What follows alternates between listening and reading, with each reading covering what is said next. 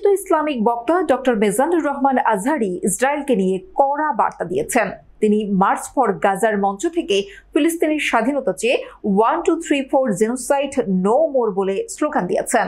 শনিবার Palestine solidarity movement রাজনে march for Gaza কর্মসূচিতে এই স্লোগান দেন তিনি বলেন, মার্চ ফর গাজা কর্মসূচিতে আসতে গিয়ে আমরা লাথি গুতা খেয়েছি, তারপরও এই গণজামায়াতে আমাদের উপস্থিতি প্রমাণ করে ফিলিস্তিনের প্রতি বাংলাদেশের মানুষের ভালোবাসার বহিঃপ্রকাশ।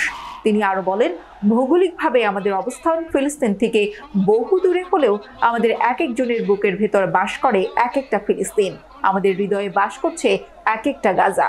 এ সময় তিনি free Palestine 1234 genocide no more from the river to the sea Palestine will be free, আমার ভাই শহীদ কেন, জাতিসংঘ জবাব চাই, গাজায় গণহত্যা কেন, জাতিসংঘ জবাব চাই স্লোগান দেন। আজ সকালে নিজের ভেরিফাইড ফেসবুক পেজে এক স্ট্যাটাসে তিনি লেখেন, আজকের মার্চ ফর গাজা কর্মসূচি নিছক কোনো পদযাত্রা নয়, এটি আমাদের এই অঞ্চলের মুসলিমদের ঐক্যের এক নতুন সেতু বন্ধন রচনা করবে ইনশাআল্লাহ। সোহরাওয়ার্দী উদ্যানে মার্চ ফর গাজা কর্মসূচিতে সংহতি জানিয়ে এক মঞ্চে এক হয়েছেন বিএনপি, জামায়াত, এনসিপি সহ বিভিন্ন রাজনৈতিক দলের নেতাকর্মীরা। পাশাপাশি কর্মসূচিতে সংহতি জানিয়েছেন শিল্পী, কবি, বিভিন্ন সামাজিক যোগাযোগ মাধ্যমের জনপ্রিয় মুখ।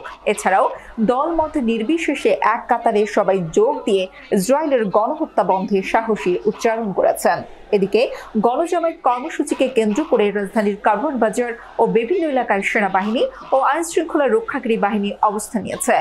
ঢাকা মহানগর পুলিশের উপ police commissioner M Tanvir Ahmed বলেন, আমরা সতর্কতার অংশ হিসেবে ফিলিস্তিনের পতাকা ছাড়া অন্য পতাকা বহন করতে নিষেধ করছি।